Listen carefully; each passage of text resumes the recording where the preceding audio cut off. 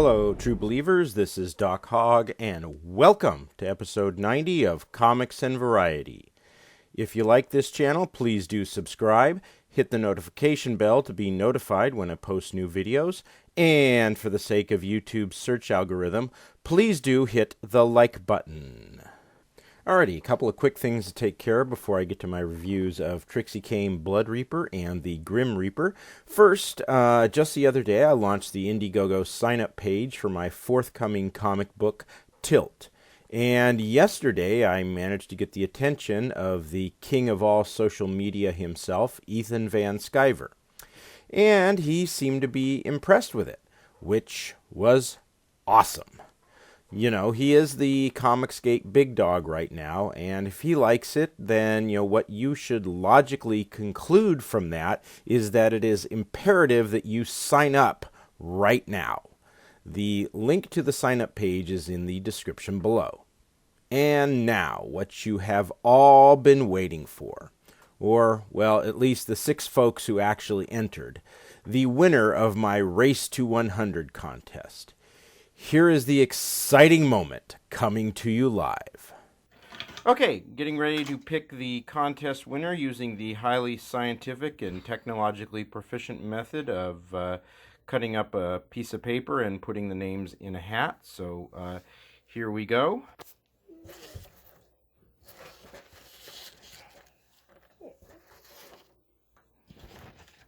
And then my son over here, come here, big guy. Son over here is going to pick one. Hey, no. Pick one out of the hat. Say hi to everyone, Charles. Hi, everyone. Okay, alrighty, pick it out of the hat now. Just one. Alrighty, and the winner is... Hey, come here! Hey! Come here without you little... Come back here, you little... Ah! Yeah, you're hilarious. The winner is... Mason Radcliffe. Why is it not? There we go. Mason Radcliffe. So congratulations, Mason. You will be getting a free copy of Batman Superman number 4 and issue number 1 of Stranger Things Into the Fire. I'll be contacting you soon. Alrighty, now on to Trixie Cain Blood Reaper and, of course, the Grim Reaper. Trixie Cain Blood Reaper is written by Nasser Rabati, and the art is by Sean Langley. Now, Trixie Cain, I didn't like it at first, but fortunately I wasn't able to finish it all the first time I started it. Something came up, I don't recall what, not important, but I had to put it down. And I'm glad I did, because when I came back to it a week later, I had to start over, and the second time round, I actually liked it quite a bit. Let me start by talking about the art here, which kind of reminds me of the art from Underground Comics. Obviously not your traditional comic book art. Now, some people really like this stuff. Now, I'll say that it's not really art that I like a lot. I don't dislike it, and there are some things I do really like. For example, the faces of the vampires, the Strigoi, the faces here, they are distorted. They are very asymmetrical, which gives them a very, very sinister look. But hey, if you like underground comic book art, then this is really the book for you.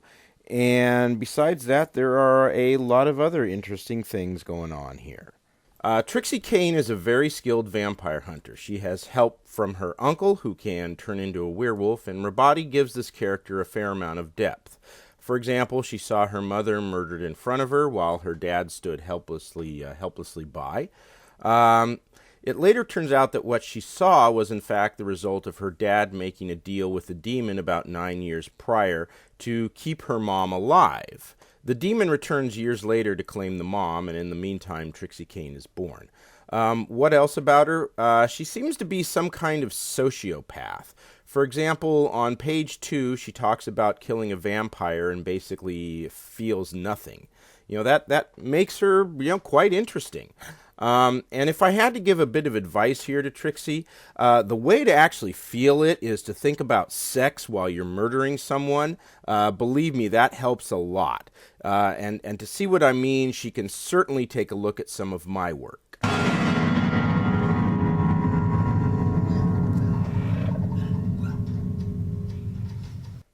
Now, it takes a little while here for the plot to come into focus, but it involves trying to rescue her long-lost dad, but when she goes to save him, it turns out that he has been turned into a vampire. At the end, he hurts her quite badly, and the book ends with her uncle running to see if she is okay, and it really looks like she is not. Now, that's not a bad cliffhanger, but it's not a really good one either, in the sense that, we know that Trixie is going to have to survive if we're going to have more comic books about Trixie Cain. That said, you can certainly do something with that. If her injuries have serious repercussions down the line, if it's some kind of weakness, then, this will turn out to be not so bad of a cliffhanger. One last thing here is the opening page. It is a splash page, and this book has quite a few good splash pages, but this isn't one of them. It's very lifeless. There's very little movement. Trixie should be flying through the air as she lands that dagger in the vampire, and the vampire should be recoiling. It's what I've said before about comic book art, that it needs to show movement almost always, because unlike, say, a movie or television show, the images on a comic book page don't actually move. And this splash page, there's really no movement. But there are good splash pages here, like this one. Okay, let's move on to the Grim Reaper, which I liked right off the bat. It is written by John Gallagher and is illustrated and colored by John's wife, Carla Tornielli. Oh, John, you lucky dog, you.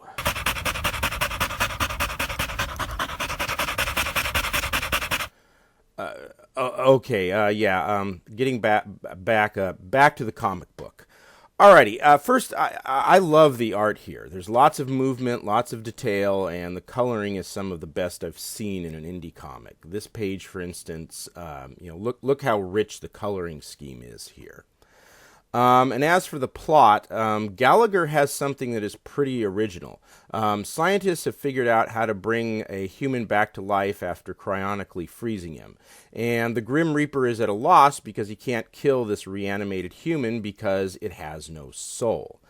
The Grim Reaper is supposed to have final say over life and death, and humans need to know their place. Also, the Grim Reaper here has some kids, each representing a different type of death. And while he is away seeking counsel on what to do about this reanimated human, his kids decide to take matters into their own hands and get rid of it. And, well, they screw it up. The Grim Reaper puts them under house arrest, and the comic ends with one of his kids answering the door, thinking that it is the Grim Reaper who is knocking. But from his expression, clearly it is not. Who is it? We don't know. But that's what makes it a great cliffhanger. What does he see? It makes me really want to see what's going to happen in issue 2. Speaking of which, I'm happy to say that John and Carla have launched the campaign for the Grim Reaper 2. It is now funding. It has just under 2 months to go, so plenty of time to back it. But if you liked issue 1, you should definitely get issue 2. And even if you don't have issue 1, you should definitely get issue 2. But I'm also happy to tell you that issue 1 is still in demand. So if you don't have either of them, you can purchase them both at the same time. I will, of course, provide links to both of those Indiegogo campaigns in the description below. Now, if there is one problem with this comic, it's that there is not enough splash pages. And of the ones that are here, one of them, actually a double splash page, just doesn't work. Now, the first one here with the Grim Reaper's kids, that's pretty good. But this double splash page, first it gets used just to show the Grim Reaper showing up to Purgatory to talk to the angel Azrael. I'd use a splash page for something more substantial, and that goes, double for a double splash page. And here's the other reason it doesn't work. Obviously, a double splash page won't work if each page has borders.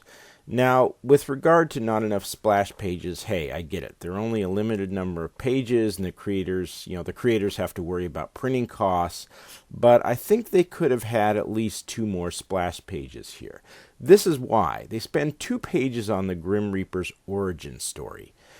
But first, I don't think it adds much to the story. And second, do you really need an origin story for the Grim Reaper? I mean, most people reading this know who the Grim Reaper is and what his power is. You don't need to explain any of that like you might with the first issue of, I don't know, Spider-Man or something. In fact, I think it would be more interesting if you were to have an origin story of the Grim Reaper, if that's the way you want to go. But that origin story would be an entire standalone comic. The main point that I'm trying to get at here is that they could have eliminated the origin story with no impact on the plot and thus freed up some more room for splash pages.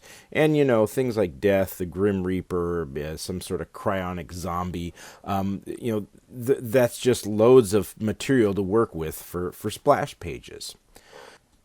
Okay, I want to end here with a very encouraging thought. Both Trixie Cain and Grim Reaper are quality comic books, and if Comicsgate creators keep putting out comics of this quality, then, the movement is really going to hit its stride. And Ethan Van Sciver's goal of Comicsgate doing about $10 million a year, 1% of the comic book market, I think is very, very doable, if we produce good comics like this. So to CG creators, look to books like this as a model of what to do in terms of art, in terms of plot, characters, and so forth.